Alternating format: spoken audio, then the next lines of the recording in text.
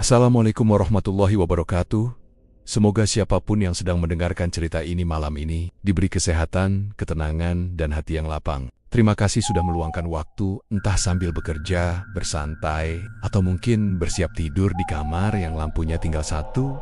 Sebelum kita masuk ke cerita, seperti biasa, silakan duduk yang nyaman. Kalau belum, boleh bantu tekan tombol like agar cerita ini bisa menjangkau lebih banyak pendengar. Jangan ragu juga untuk berbagi pendapat di kolom komentar, karena seringkali kisah paling menyeramkan justru datang dari pengalaman nyata para penonton. Dan kalau kalian baru singgah di sini, silakan subscribe supaya tidak tertinggal cerita-cerita berikutnya.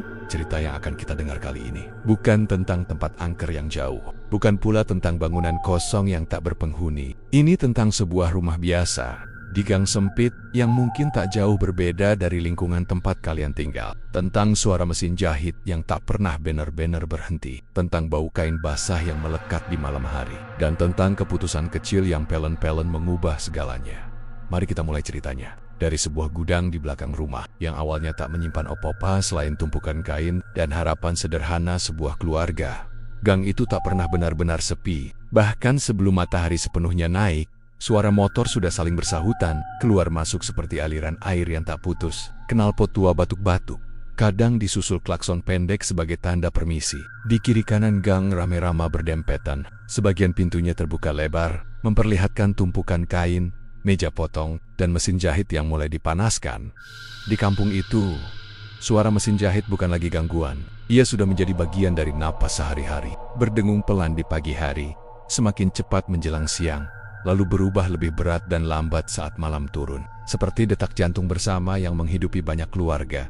Sutrisno berdiri di depan rumahnya, menggulung lengan baju, memandangi gang sambil menghela napas pendek. Tubuhnya tidak besar, tapi bahunya selalu terlihat tegang, seolah memikul sesuatu yang tak kasat mata. Tangannya kasar, penuh bekas benang dan goresan kecil. Tanda bertahan-tahan bekerja dengan kain dan mesin. Pelan-pelan aja. "Mas, jangan lupa sarapan." Suara Ratna terdengar dari dalam rumah. Ratna selalu seperti itu, suaranya lembut, tidak pernah meninggi, tapi entah kenapa selalu terdengar jelas. Pagi itu ia sudah rapi dengan kerudung sederhana, tangannya cekatan menyeduh kopi hitam di dapur kecil yang menyatu dengan ruang jahit. Jam dinding baru saja menunjukkan pukul 6:10, dan Ratna sudah selesai salat subuh sejak tadi. Sutrisno masuk, menerima cangkir kopi hangat itu tanpa banyak bicara. Ia menyesap pelan, matanya melirik tumpukan kain di sudut ruangan. Pesanan Pak Hadi harus mulai dipotong hari ini, katanya akhirnya. Ratna mengangguk. "Ya, nanti habis nyapu, aku mulai jahit yang bagian lengan dulu." Rutinitas mereka seperti benang yang sudah hafal jalurnya. Tak banyak percakapan, tapi tidak pernah terasa kosong. Ratna tahu kapan harus bicara, kapan cukup menemani dengan kehadiran di belakang rumah. Ada sebuah pintu besi yang jarang benar dibuka penuh. Di baliknya, gudang kecil menyimpan gulungan kain putih, biru, abu-abu, disusun sampai hampir menyentuh langit-langit. Gudang itu selalu lembab, bukan basah, tapi seperti udara yang enggan keluar. Bau kain yang belum kering bercampur dengan aroma kayu tua dan tanah. Ratna punya kebiasaan yang tak pernah ia langgar. Setiap menjelang maghrib, apapun yang sedang dikerjakan, gudang harus ditutup, mesin dimatikan, lampu diredupkan. Baginya, senja adalah batas, waktu untuk berhenti, membersihkan tangan, lalu berwudu. Gudang jangan dibuka lagi kalau sudah maghrib, katanya sering mengingatkan, biar besok lanjut. Sutrisno selalu mengiyakan, meski kadang wajahnya menunjukkan kelelahan. Ia sebenarnya tidak pernah merasa gudang itu aneh, lembab, jalap, tapi menyeramkan. Tidak. Itu hanya ruang kerja, pikirnya. Tempat kain-kain menunggu giliran untuk berubah jadi seragam sekolah, pakaian kerja, atau pesanan tetangga kampung sebelah. Namun, beberapa tetangga punya cerita sendiri. "Gudang belakang rumahmu dingin." "Ya, no," kata Bu Marni suatu sore sambil melipat kain pesanannya. "Aku lewat situ aja merinding." Sutrisno hanya tertawa kecil. "Namanya juga gudang kain, Bu. Kalau panas malah rusak." Ratna yang mendengar itu hanya tersenyum tipis, lalu menutup pintu gudang lebih rapat dari biasanya. Malam turun pelan di kampung itu. Mesin jahit masih berdengung dari rumah ke rumah. Kodok mulai bersahutan dari arah sawah kecil yang tersisa di ujung gang. Ketika azan Isya berkumandang, Ratna sudah mematikan lampu gudang, menyapunya sekilas dengan pandangan, lalu menutup pintu besi itu. Tak ada apa-apa di sana, hanya kain, bau lembab, dan pekerjaan yang menunggu esok hari. Setidaknya, begitulah yang mereka yakini saat itu. Pagi itu, gang konveksi terasa lebih ramai dari biasanya. Motor-motor berhenti lebih sering di depan rumah Sutrisno. Sebagian membawa contoh seragam. Sebagian lagi hanya ingin memastikan kabar yang sejak semalam beredar dari mulut ke mulut. Nama Sutrisno disebat-sebat, diiringi anggukan dan nada kagum. Katanya dapat pesanan dari 3 sekolah sekaligus ya? Iya, seragam putih abu sama batik. Banyak banget. Sutrisno hanya tersenyum setiap kali mendengarnya. Senyum yang tampak bangga, tapi kalau diperhatikan lebih lama, ada sesuatu yang tertahan di baliknya. Sejak subuh, ia sudah mencatat ukuran, jumlah, dan tenggat waktu di buku lusuh yang selalu ia simpan di saku belakang. Angkanya besar, terlalu besar untuk ukuran konveksi rumahan seperti miliknya. Ratna ikut sibuk. Mesin jahitnya nyaris tak berhenti sejak pagi. Tangannya bergerak cepat, rapi, seolah tahu persis harus mulai dari mana. Setiap kali ada tetangga yang datang memberi selamat, Ratna menjawab dengan senyum sopan dan doa singkat. Alhamdulillah, semoga lancar. Namun ketika rumah kembali sepi, Sutrisno duduk di lantai ruang depan, membuka buku catatannya lagi. Ia menghitung ulang, pelan, lalu menghela napas panjang. Kainnya nggak cukup, gumamnya. Ratna mendekat, membawa segelas air. Kurang berapa? Ponca. Sutrisno menatap langit-langit. Uang di tangan cuma cukup buat setengahnya. Tenggatnya cuma sebulan. Ratna duduk di sampingnya. Insya Allah ada jalan, Mas.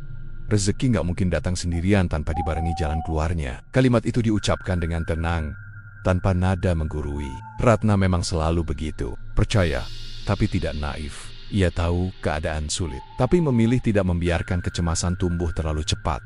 Hari-hari berikutnya berjalan lebih cepat. Kain datang dan pergi. Mesin jahit semakin sering berbunyi hingga larut malam. Sutrisno mulai jarang terlihat santai di depan rumah. Ia lebih sering mondar-mondir antara ruang potong dan gudang. Membuka pintu besi itu lebih sering dari biasanya.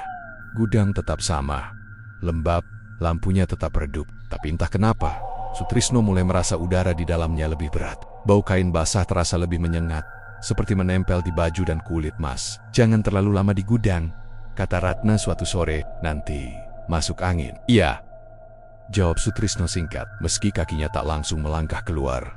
Bisik-bisik tetangga mulai terdengar lagi. Kali ini bukan sekadar soal dingin. Kemarin aku lihat lampu gudangnya nyala sampai malam, kata seseorang di warung ujung gang. Padahal kata istrinya, nggak boleh dibuka habis maghrib. Cerita-cerita kecil itu beredar, tapi tak pernah bener-bener sampai ke telinga Ratna secara utuh. Dan kalaupun sampai, ia memilih menganggapnya angin lalu. Kampung selalu punya cerita sendiri, pikirnya. Suatu malam saat Ratna selesai salat Isya, ia mendapati Sutrisno masih duduk di depan gudang, memandangi pintu besinya yang tertutup. Kamu capek, Mas? Katanya pelan. Istirahat dulu. Sutrisno menoleh, tersenyum tipis. Iya, besok masih panjang. Ia bangkit, mengikuti Ratna masuk ke rumah. Pintu gudang tetap tertutup, lampunya padam. Gang kembali dipenuhi suara mesin jahit tetangga dan kodok yang bersahutan. Di balik kesibukan dan ucapan syukur warga, kegelisahan Sutrisno mulai tumbuh pelan. Bukan karena pesanan yang banyak, melainkan karena ia mulai bertanya-tanya, dari mana semua ini akan benar-benar dibayar. Dan untuk pertama kalinya, jawaban itu terasa tidak sesederhana biasanya. Gudang itu semakin sering menjadi tujuan langkah Sutrisno, bahkan tanpa ia sadari. Awalnya hanya untuk mengambil gulungan kain, lalu memastikan jumlahnya cukup. Kemudian sekadar berdiri sebentar sambil menghitung ulang pesanan di kepala. Tapi lama-kelamaan, ia bisa berdiam di sana berpuluh menit, kadang sampai lupa waktu. Pintu besi gudang selalu dibuka setengah, tidak pernah penuh. Seolah ada batas tak terlihat yang membuat Sutrisno enggan membukanya lebih lebar. Dari celah itulah cahaya lampu kuning redup jatuh ke lantai semen yang dingin. Lampu itu tidak pernah diganti sejak bertahun-tahun lalu. Cahayanya lemah, berkedip halus, membuat bayangan gulungan kain tampak memanjang dan tak beraturan. Bau kain basah adalah hal pertama yang menyambut siapapun yang masuk. Bau yang aneh, bukan busuk, tapi juga bukan segar. Seperti kain yang terlalu lama disimpan dalam ruangan tertutup, bercampur dengan aroma kayu dan sesuatu yang mirip tanah lembab. Bau itu menempel di baju, di tangan, bahkan kadang terbawa sampai ke ruang depan. Ratna pernah menyadarinya saat melipat pakaian suaminya. Kok bajumu bau gudang terus, Mas? Katanya sambil mengibas-ngibaskan kain. Apa nggak bisa diangin-anginin dulu? Sutrisno hanya mengangguk. Nanti, padahal ia tahu, bau itu tidak benar-benar hilang meski bajunya dijemur seharian. Yang paling aneh, hawa dingin di gudang itu tidak pernah berubah. Siang atau malam, hujan atau panas, suhunya selalu sama. Ketika Sutrisno berdiri terlalu lama, bulu kuduknya sering terasa meremang, meski keringat tetap muncul di pelipis. Suatu siang, Ratna masuk ke gudang untuk pertama kalinya setelah sekian lama. Ia hanya ingin mengambil benang yang tersimpan di rak paling depan. Begitu melangkah masuk, ia langsung berhenti dengan bangga, gumamnya. Sutrisno yang berdiri di sudut hanya menjawab singkat, "Iya, emang dari dulu begitu." Ratna tidak membantah. Ia mengambil benang itu, lalu cepat-cepat keluar. Saat melewati pintu, ia menoleh sekali lagi ke dalam, seolah ingin memastikan sesuatu. Tapi tak ada apa-apa selain kain dan lampu redup yang bergoyang pelan. Sejak hari itu, Ratna semakin jarang mendekati gudang. Ia memilih mengerjakan jahitan di ruang depan, dekat jendela. Setiap menjelang maghrib, ia selalu memastikan Sutrisno sudah keluar dari gudang. "Mas, sudah hampir Isya," katanya lembut tapi tegas. "Besok saja lanjutnya." Kadang Sutrisno mengangguk dan langsung menutup pintu. Kadang ia terlihat ragu, seolah masih ingin tinggal sebentar. Namun setiap kali Ratna mengingatkan, ia tetap menuruti. Ratna tidak merasa ada yang salah, hanya perasaan tidak nyaman yang belum bisa ia beri nama. Seperti ada sesuatu yang seharusnya tidak disentuh terlalu lama. Ia menganggapnya kewaspadaan biasa, nasihat orang tua yang selalu mengingatkan soal batas waktu dan tempat. Malam-malam semakin sibuk. Mesin jahit bekerja sampai lewat pukul 10. Sutrisno sering terbangun tengah malam, memikirkan angka-angka dan tenggat waktu. Kadang, dalam setengah sadar, ia merasa seperti masih mencium bau gudang, meski sedang berbaring di kamar. "Mas mimpi buruk?" tanya Ratna suatu malam. "Enggak," jawab Sutrisno cepat. "Kumej." Ratna menepuk lengannya pelan, lalu kembali tidur. Di luar, gang mulai sepi. Mesin jahit satu persatu berhenti. Hanya suara kodok dan angin malam yang tersisa. Gudang di belakang rumah berdiri diam. Pintunya tertutup rapat, lampunya padam. Namun bau kain basah itu seolah tak pernah benar-benar pergi. Ia tinggal, menunggu, perlahan menjadi bagian dari rumah, tanpa ada yang benar-benar menyadarinya. Tekanan itu akhirnya datang tanpa aba-aba. Di pagi yang seharusnya biasa saja, Sutrisno baru saja menyalakan mesin potong ketika terdengar suara motor berhenti tepat di depan rumah. Bukan suara yang asing, knalpotnya terlalu halus, terlalu terawat. Sutrisno langsung tahu siapa yang datang bahkan sebelum pintu diketuk. "Assalamualaikum." Sutrisno menghela napas, lalu membuka pintu. Dua orang berdiri di sana, mengenakan kemeja rapi dengan map tipis di tangan. Wajah mereka ramah, tapi tatapannya tegas, tatapan orang yang datang membawa angka, bukan basa-basi. "Kami dari koperasi, Pak Sutrisno. Mau mengingatkan soal jatuh tempo." Ratna yang mendengar dari dalam rumah, langsung keluar, membawa senyum sopan. Ia mempersilakan duduk, menyuguhkan teh manis. Tangannya tidak gemetar, tapi dadanya terasa sesak. "Sebentar lagi, Pak," kata Sutrisno pelan. "Pesanan lagi, banyak. Nanti kalau sudah cair." Petugas koperasi mengangguk, mencatat sesuatu. "Kami tunggu itikat baiknya." Ya, kalimat itu terdengar ringan. Tapi begitu mereka pergi, rumah seakan ikut menegang. Sutrisno duduk lama di kursi kayu, menatap lantai. Harga kain naik lagi sore itu. Supplier menelepon, memberi kabar tanpa banyak penjelasan. Sutrisno menghitung ulang uang yang tersisa. Tidak, bahkan untuk setengah pesanan pun tidak.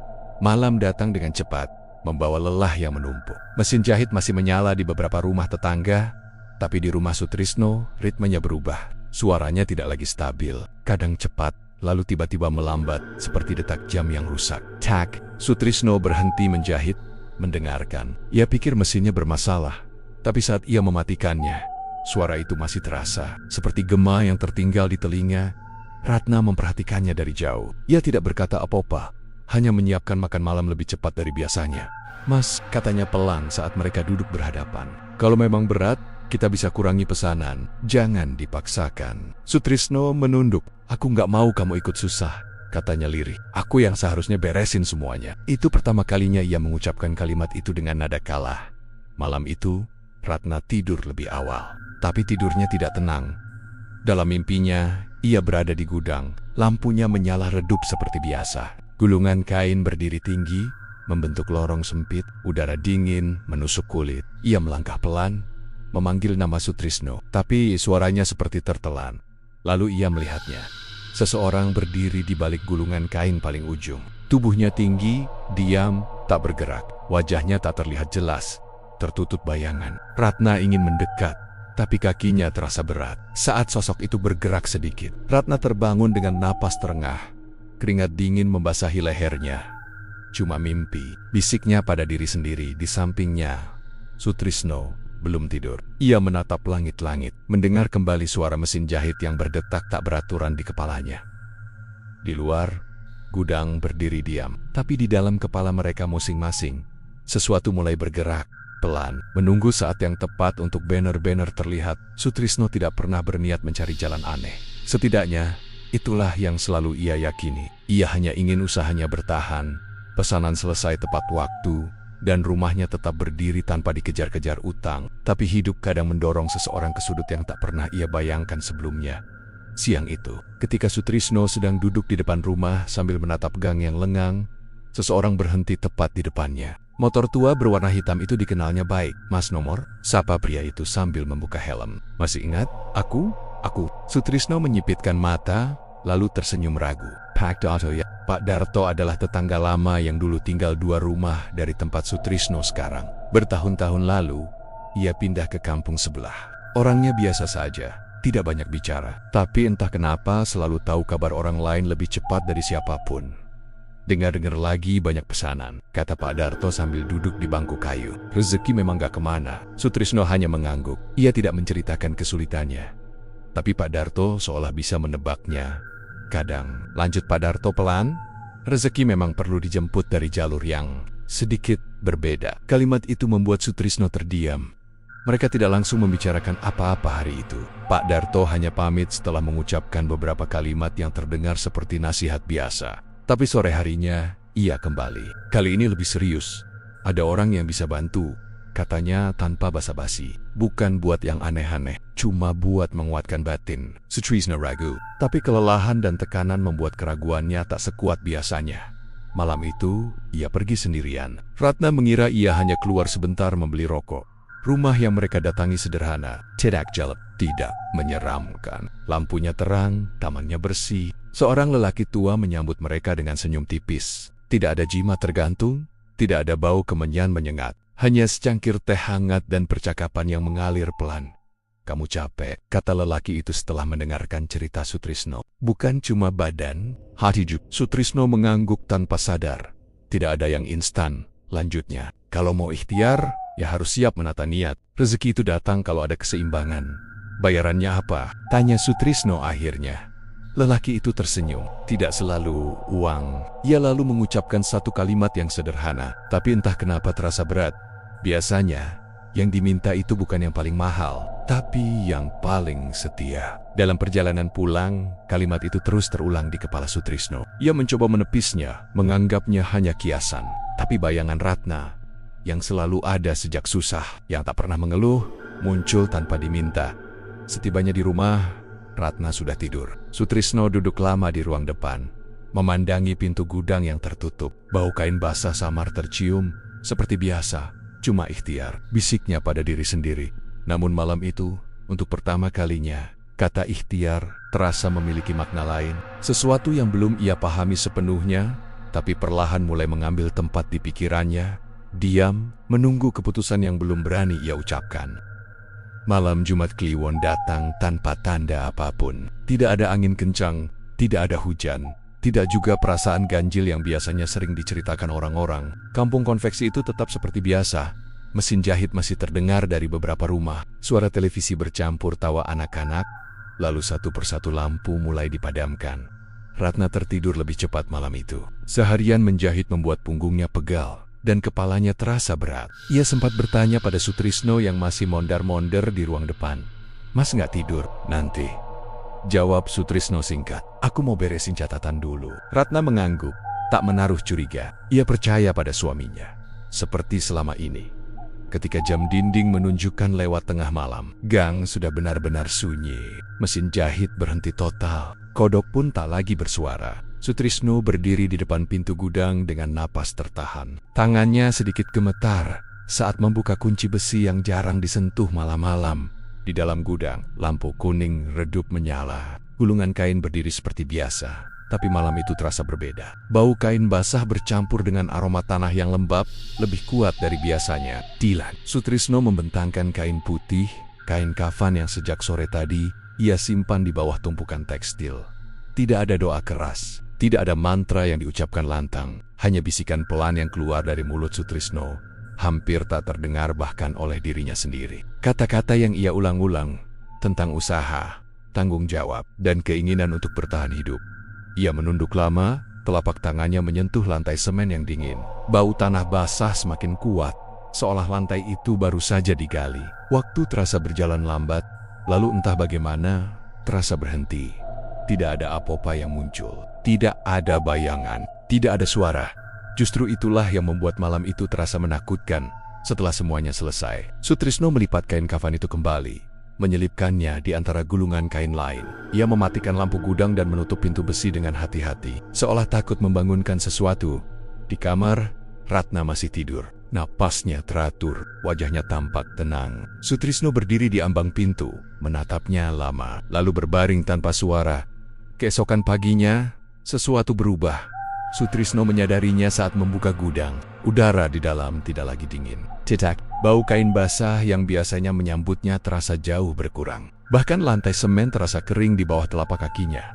Aneh, gumamnya. Hari itu, pekerjaan terasa lebih ringan. Mesin potong berjalan lancar. Tidak ada kain yang salah ukuran. Supplier menelepon, menawarkan harga lebih murah dari biasanya. Uang datang tepat saat dibutuhkan. Ratna ikut merasakannya, meski ia tak tahu sebabnya. Entah kenapa hari ini enak banget kerjanya, katanya sambil tersenyum. Mesinnya nggak rewel. Sutrisno hanya mengangguk. Ada lega yang mengalir di dadanya, bercampur dengan sesuatu yang lain. Perasaan yang belum berani ia beri nama. Menjelang maghrib, Ratna tetap menutup gudang seperti biasa. Ia tidak menyadari bahwa untuk pertama kalinya, gudang itu tidak lagi terasa dingin di punggungnya. Malam turun dengan tenang, terlalu tenang, dan di antara tumpukan kain yang tersusun rapi, kain kafan itu terlipat diam, menunggu. Tanpa perlu tergesa, hari-hari setelah malam itu bergerak cepat, seperti kain yang ditarik paksa dari gulungannya. Pesanan datang bertubi-tubi, bukan hanya dari sekolah yang sudah dijanjikan, tapi juga dari kenalan lama, dari kampung sebelah, bahkan dari orang-orang yang sebelumnya tak pernah melirik konveksi kecil Sutrisno. Modal seakan selalu ada tepat sebelum habis. Supplier yang dulu sulit dihubungi, kini sering menelepon lebih dulu, menawarkan stok dan kelonggaran pembayaran. Warga kampung ikut merasakan dampaknya. Ada yang kebagian kerja potong, ada yang diminta membantu setrika dan pengepakan. Nama Sutrisno disebat-sebut dengan nada kagum. Rezekinya ngalir terus sekarang, kata Bu Marni sambil tersenyum lebar. Emang orang sabar itu hasilnya kelihatan, timpal yang lain. Sutrisno membalas pujian dengan senyum seadanya. Di luar, ia tampak tenang. Di dalam, dadanya sering berdebar tanpa sebab yang jelas. Ada perasaan lega, tentu saja. Utang koperasi mulai terbayar. Kebutuhan rumah tercukupi. Tapi ada juga rasa cemas yang tak mau pergi. Seperti bayangan yang selalu berdiri sedikit di belakangnya. Ratna adalah orang pertama yang berubah. Meski perlahan, awalnya hanya lamunan kecil. Ia sering berhenti menjahit, menatap lurus ke depan, seolah mendengarkan sesuatu yang tidak terdengar oleh orang lain. Ketika Sutrisno memanggil namanya, ia tersentak, lalu tersenyum seperti biasa. Capek? Tanya Sutrisno. Sedikit, jawab Ratna. Entah kenapa badan rasanya dingin terus. Sutrisno menyentuh tangannya. Benar dingin. Meski siang itu matahari terik, Ratna menganggapnya masuk angin. Ia minim jamu, mengenakan jaket tipis. Tapi dingin itu tidak benar-benar hilang. Malam-malam Ratna menjadi lebih gelisah. Tidurnya sering terputus. Kadang ia terbangun dengan napas pendek. Kadang hanya duduk di tepi ranjang tanpa suara. Jika ditanya, ia hanya menggeleng. Aku nggak mimpi apa-apa, katanya. Cuma rasanya kayak capek banget. Di siang hari, mesin jahit menjadi saksi perubahan yang paling nyata. Setiap kali Ratna mengoperasikannya, mesin itu sering macet, benangnya kusut, jarumnya patah, atau tiba-tiba berhenti sendiri. Padahal mesin yang sama bekerja normal saat digunakan orang lain. Mesinnya rewel, kata Ratna suatu sore. Mencoba tertawa. Sutrisno mengecek, mengutak-atik, lalu menjalankannya. Mesin itu kembali berdengung halus, seolah tidak pernah bermasalah. Kayaknya aku yang lagi nggak beres, Ratna bergumam. Sutrisno ingin membantah, tapi kata-kata itu justru mengendap di kepalanya. Menjelang maghrib, Ratna tetap menutup gudang seperti biasa. Namun kini ia melakukannya lebih cepat, seolah ingin segera menjauh. Ia jarang masuk ke dalam. Kalaupun terpaksa, wajahnya selalu tampak tegang dan langkahnya tergesa. Sutrisno memperhatikan semua itu. tapi memilih diam. Ia takut jika membuka pembicaraan, sesuatu yang selama ini ia tekan akan ikut terbuka. Lagi pula, bukankah semua ini demi kebaikan mereka? Namun suatu malam, saat Ratna tertidur gelisah di sampingnya, Sutrisno terbangun karena suara mesin jahit. Pelan, tak beraturan, seperti detak jantung yang salah irama. Ia tahu tak ada mesin yang menyala. Suara itu datang dari arah gudang. Sutrisno menatap langit-langit, keringat dingin mengalir di pelipisnya. Di sampingnya, Ratna menggigil pelan dalam tidur. Rezeki memang datang tanpa henti, tapi bersama itu, sesuatu yang lain juga ikut mengalir. Pelan, dingin, dan semakin sulit diabaikan. Perubahan itu akhirnya tak bisa lagi disembunyikan. Ratna berhenti masuk ke gudang. Awalnya ia hanya berdiri di ambang pintu, menyuruh Sutrisno mengambilkan apa yang ia butuhkan. Lama-lama, ia bahkan tak mau mendekat. Setiap kali pintu besi gudang dibuka, Ratna memilih menjauh, berdiri di ruang depan sambil memeluk lengannya sendiri. "Kenapa sekarang gak pernah masuk gudang?" tanya Sutrisno suatu pagi. Berusaha terdengar biasa, Ratna tidak langsung menjawab. Matanya menatap ke arah pintu besi itu, lalu cepat-cepat berpaling. Rasanya kayak ada yang lihat, katanya pelan. "Bukan lihat biasa, kayak nunggu." Sutrisno tertawa kecil, memaksakan nada ringan. "Perasaanmu aja, gudang itu isinya cuma kain." Ratna mengangguk, tapi wajahnya tak ikut tersenyum. Sejak itu, ia selalu memastikan pintu gudang tertutup rapat, bahkan di siang hari, dan setiap menjelang maghrib, ia menguncinya dengan tangan gemetar, seperti takut terlambat satu detik saja. Sementara itu, Sutrisno justru semakin sering berada di dalam. Gudang kini terasa berbeda baginya, lebih hangat, lebih senyap. Bau kain basah hampir hilang, digantikan aroma yang sulit dijelaskan, seperti besi dan tanah. Di dalam sana, pikirannya terasa lebih tenang, seolah beban yang ia bawa di luar tak bisa masuk. Namun ketenangan itu retak suatu malam. Saat itu gudang kosong. Tidak ada mesin menyala, lampu mati. Sutrisno sudah berbaring di kamar ketika ia mendengar suara pelan dari arah belakang rumah. Serp, seperti kain diseret di lantai. Ia duduk tegak, mendengarkan. Suara itu berhenti, lalu terdengar lagi, lebih jelas, berat, perlahan, seolah gulungan kain besar dipindahkan oleh tangan yang tak terlihat. Sutrisno bangkit, membuka pintu kamar, lalu berdiri di lorong. Ratna masih tidur, wajahnya pucat, napasnya pendek-pendek. Sutrisno melangkah menuju gudang, jantungnya berdetak keras. Pintu besi masih terkunci. Ia menyentuhnya. Dingin, tak ada apa-apa. Namun sejak malam itu, suara itu sering datang. Kadang sore, kadang menjelang subuh. Selalu saat gudang seharusnya kosong di luar ramah, bisik-bisik warga mulai berubah nadanya. "Kainnya kok baunya aneh ya?" kata seorang ibu saat mengambil pesanan. "Bukan bau apet, kayak Amos." Sutrisno meminta maaf, berjanji akan mengecek, tapi anehnya kain-kain itu tetap laku, bahkan lebih cepat dari sebelumnya. Orang-orang tetap datang, tetap memesan, seolah bau itu tak cukup untuk membuat mereka pergi. Ratna mencium bau itu juga. Tangannya gemetar setiap kali melipat kain.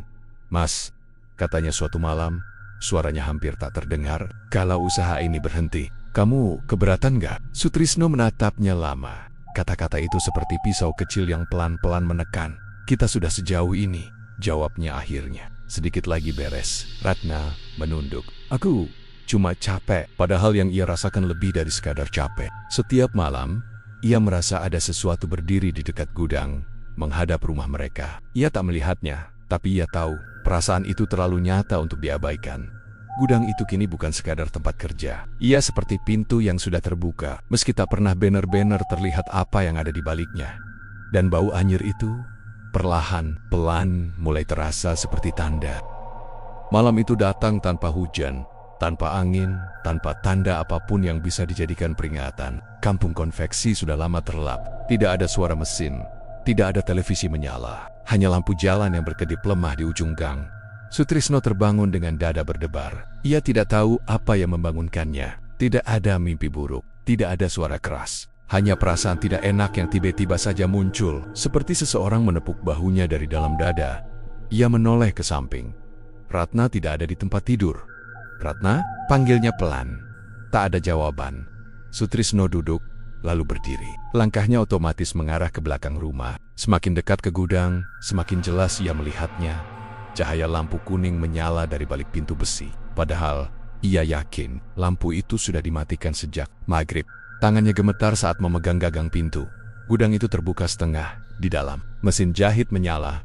Ratna duduk di bangku kecil. Punggungnya tegak, tangannya bergerak cepat mengarahkan kain. Suara mesin terdengar halus. Terlalu halus, nyaris seperti napas. Rambut Ratna terurai, wajahnya pucat. Tapi ekspresinya tenang. Terlalu tenang untuk seseorang yang menjahit tengah malam. Ratna, suara Sutrisno tercekat. Ratna tidak menoleh. Barulah Sutrisno menyadari bahwa Ratna tidak sendirian.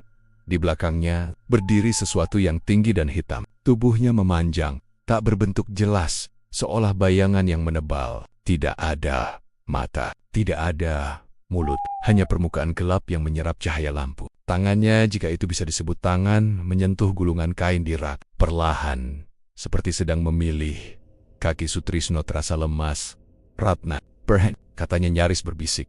Mesin jahit berhenti. Ratna menoleh pelan. Matanya kosong, seperti melihat Sutrisno dari jarak yang sangat jauh.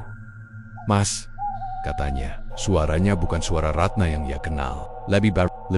Kamu yang minta. Sutrisno mundur satu langkah. Aku cuma mau usaha kita selamat. Ratna tersenyum tipis. Senyum yang sama sekali tidak hangat.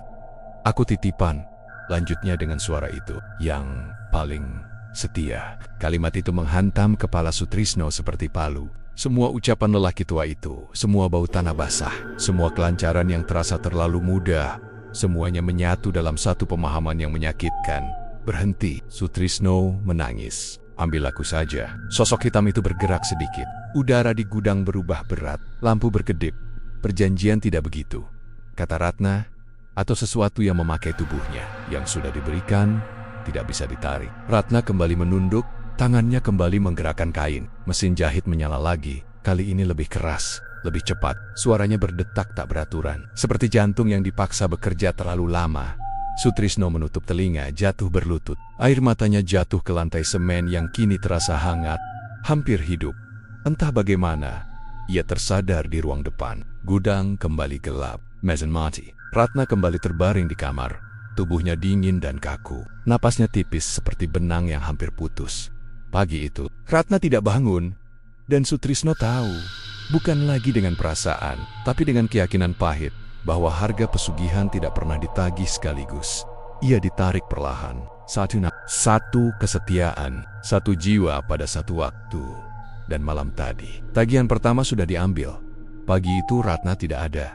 Tempat tidurnya rapi, seperti tidak pernah dipakai. Sandalnya masih tersusun di dekat pintu kamar mandi. Mukena tergantung di tempat biasa, masih berbau sabun. Tidak ada tanda perlawanan, tidak ada pesan, tidak ada jejak langkah yang bisa diikuti.